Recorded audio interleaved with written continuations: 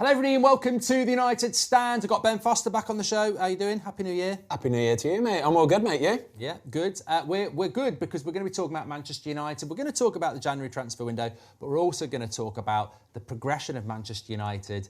I don't think we've had a chat since before the World Cup, so there's quite a lot to get into.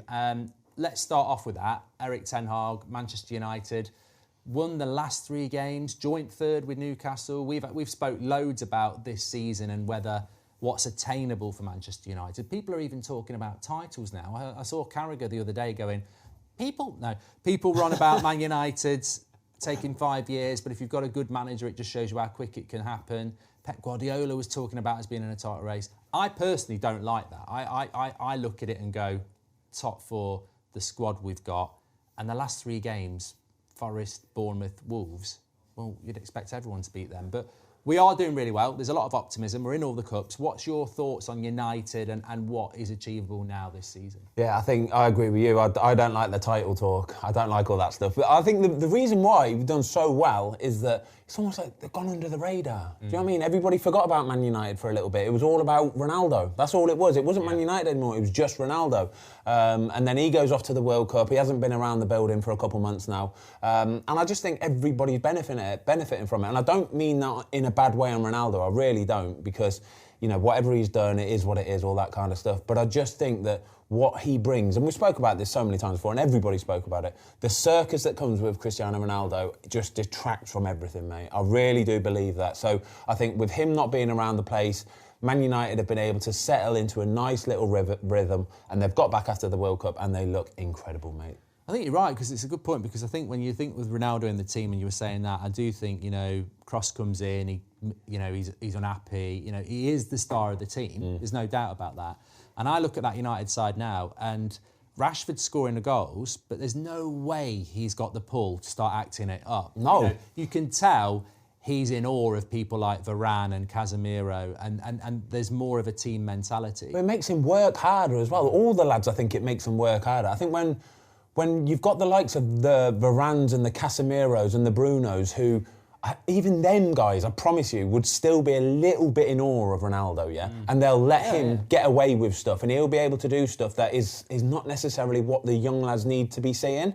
They're the kind of, when he's not around the place, when Ronaldo's not there, they're the guys, the professional guys, Bruno and the Casemiro, Varanes, they're the guys that can go, no, this is how we do it now, all right? Will you follow this standard? Like, if you've got someone like Casemiro parading around in training and doing what he does like he does it on the pitch, and you can see he's an absolute consummate professional, Everybody has to fall in line. Everybody will work a bit harder. The likes of the Rashfords and Luke Shaw, we can talk about Luke Shaw if you want, because I absolutely buzz off him. Like, for a left-back who's not necessarily the tallest sort of left-back either, to slot in and play centre-back for the last few games and look so accomplished as well. Clean sheets, he's even scoring goals. It's incredible. It is incredible with Luke Shaw because, you get some prats who work in our space, whether it's journalists or other bloggers or whatever, and I know who they are, and they've slagged Luke Shaw off for years. He'll have a good game and they'll go, no. And now they're describing him as Luke Shaw 2.0, like he's something new. And I'm like, go fuck yourself, basically, because I'm like, absolute knobhead. How old is Luke Shaw now? Anybody knows? 27, 28? 27, so in my head, right, I remember back in the day in the England team when Luke Shaw first got into the England team. He was at Southampton at the time. And you could see that he was just a kid, right? You could see he was just like a really young sort of, immature, basically. He's a kid, babe. That's what he is. And then he goes to Man United, signs this massive contract, 5-year deal. The money being talked about was absolutely ridiculous. And I'm just thinking, that's a lot of pressure to deal with, especially when you're still a kid. And I think it took him a good 4, 5, 6 years to settle in and find his feet. And a really bad injury as well. He's had loads of bad injuries along the way as well. And I think he's got to the point in his career now, 27 years old, and he knows who he is now. Do you know what I mean? He knows how to be a footballer. He knows how to live his life. You very rarely hear any kind of press media stories about Luke Shaw, do you? No. So he seems like the kind of guy who comes in, does his job and goes home. So I would put him in that bracket of Bruno Fernandes and Casemiro and Varane, where some of the younger lads coming through will now look at him as well. And I bet you he is the kind of guy who will go around those young lads and help them out. And he'll be like, I've been there, lads. I've been there. I've been where you are. This is what you need to do. I'm buzzing for him. I'm absolutely buzzing for him. And I love watching him play. You can see when he plays, he gives you absolutely everything he's got. I think for the last 4 years, he's been one of the best left-backs in Europe, Yeah. bar last year when he came back from the Euros, and most of the team just had a really bad year. Yeah. But, I mean, like you say, it's not easy to play left-back at that level. It's even harder to drop in at left centre-back, back four, and he could probably play left centre-back for most teams in Europe in that form. He was brilliant. So I don't think he deserves... He's up for a new contract. I think he has to get a new contract. But back to Manchester United, we're not even halfway through the season yet. Ten Hag said this. It's 2 more games until we're halfway through. Crazy, isn't it? So we won't be halfway through the season till the start of February, which, when you think about it, wow. At the start of February, you're probably booking your holiday. Yeah, aren't you? exactly. Yeah, you are. On the beach now. Yeah, if the clubs that I've been at in the past, if we're on sort of 30 points or so come that time, handbrake is coming up, mate. Honestly, the cigar's coming out. It's like, oh, we're nearly there, lads. A few more months left. Boom. I think with the World Cup, obviously, it just seems we've liked so much football. But buzzing, I'm out over the moon. Well, I was on the way here this morning, and they were saying, one of the bookies was saying that Man City are still favourites because even though Arsenal got a 5-point gap, we're not halfway through the season yet. And it's that expectation that Man City will come through. But it is a bit of a head mess because you are thinking, coming towards the start of February, you know, you're starting to on that downward slope. United, what is achievable for Manchester United realistically now? We've spoken in the past about top 4, and I still think United might not get top 4, even though that's a really unpopular opinion at the moment. I'm just being realistic. I worry about, look at Chelsea. Liverpool have just lost Van Dijk. We're not going to get that lucky. We will lose players. And for me, United's first 11 has got 9 good players in it, and we're probably carrying 2. Yeah. And beyond that, I don't think there's much more. So we're in the FA Cup, the Carabao Cup, the Europa League, the Premier League. It's intense. How is Ten Hag going to keep improving that team, or even just stabilise that team in the top 4? Yeah, I totally agree with you.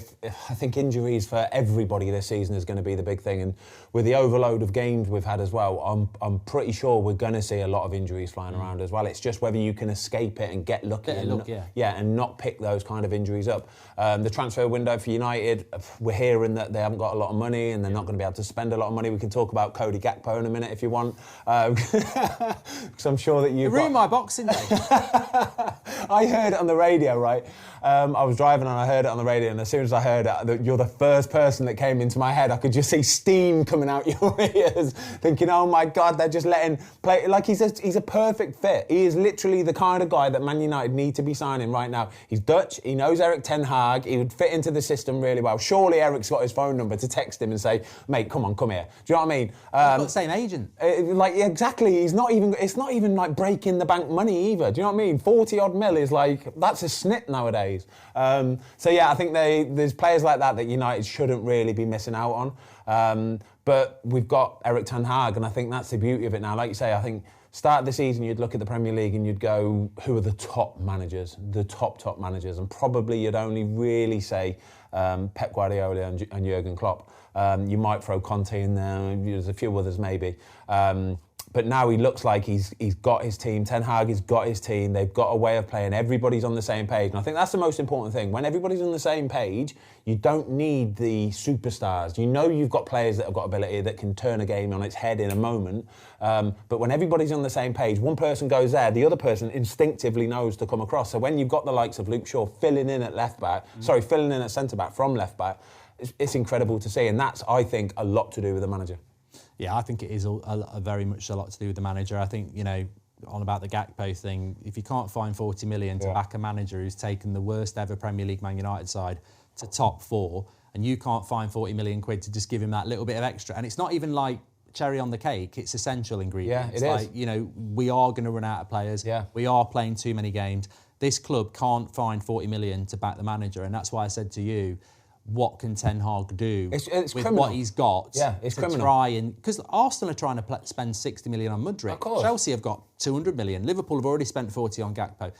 Newcastle have got money. It does piss me off as a United fan because it's like, at the moment, everyone always is happy when you're at the top of the mountain. But when we slip, will people remember that actually he's not really been given what he needs to be given at this moment in time. The slipping won't come necessarily from poor performances or not playing well. The slipping will come from injuries and not having players available. We saw it against Villa, didn't we, when we lost to them? The fact that we're nearly sort of middle of January and we're not even halfway through the season yet means to me, obviously, that there's a lot more games to play and condensed games as well. Games within sort of like 3, 4, 5 days of each other. That is exactly when you need the squad, yeah? That's exactly when you're going to get the injuries, the mental fatigue, the physical fatigue. Players might not necessarily have an injury, but if they're physically tired, they are going to get an injury, and that is why you need to have the squad. Like, I watched Man City last night, and they're struggling. It's 0-0. It's half time. They go and bring 150, 160 million pounds worth of players on. Do you know what I mean? Arsenal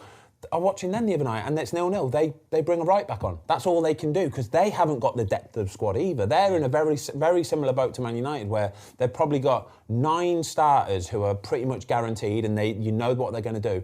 But then you look on the bench, and it's like, whoa, there's not too much there, So now's a really important time because, like you say, Liverpool have already bought somebody. Arsenal are going to go and buy somebody for sure.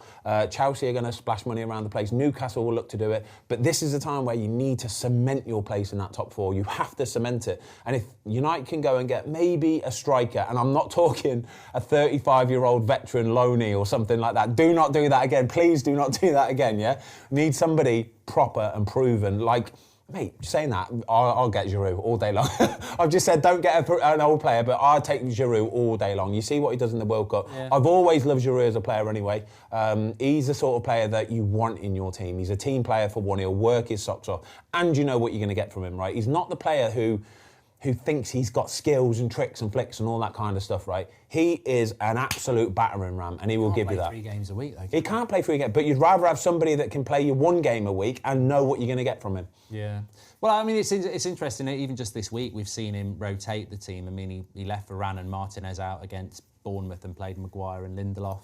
I'm sure we'll see more rotation over the coming weeks. But I think David De Gea was brilliant against Bournemouth. He was. He was absolutely He made 4 or 5 real top saves, like genuine top saves. I'm seeing the goals going in from Man United one end, and then I'm watching, I'm thinking, hold on a minute, is nobody really talking about the fact that they've had some serious chances here?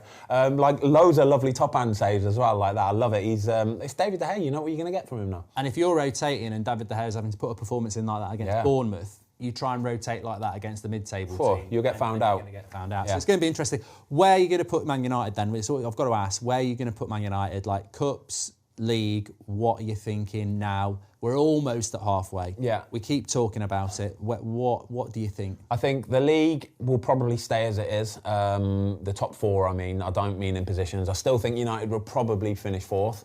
Well, teams are falling. I mean, Chelsea are out of it. Chelsea are out of it. Tottenham are falling. They're faltering. Liverpool have just can't. They've got to close a gap. So we did have a bet on that, by the way. That I still think they'll do it. The Liverpool getting top 4. You still think they're going to get it?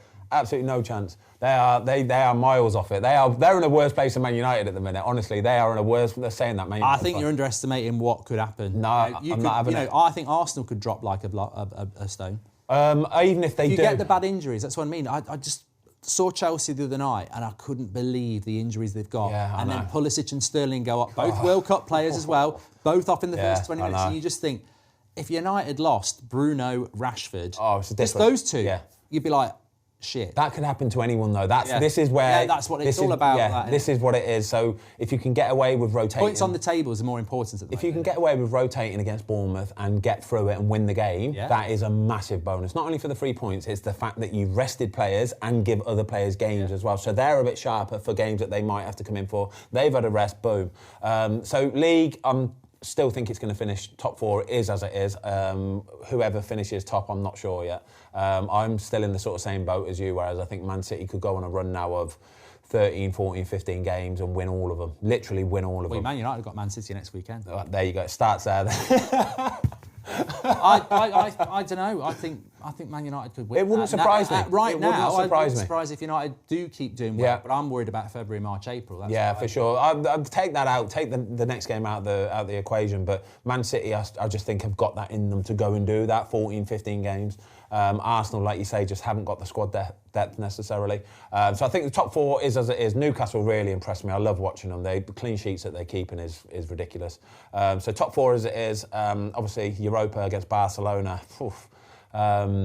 It'd be a bad thing if we got knocked out. Really. Exactly that, mate. To be honest with you, right, I do honestly think sometimes that Europa League is a little bit of a distraction. You see what it did to West Ham. They get to the Europa final last year. Bottom 3 now, you know what I mean? They're staring relegation. They're in a relegation fight, which is incredible. It's just that the extra games, and it's a condensed Thursday, season. Sunday's a killer, It's a killer, mate. Mentally, Thursday, Sunday is the worst combo of games you can play. Honestly, as a player, it is a nightmare. Did you ever do it then? No, never. I didn't.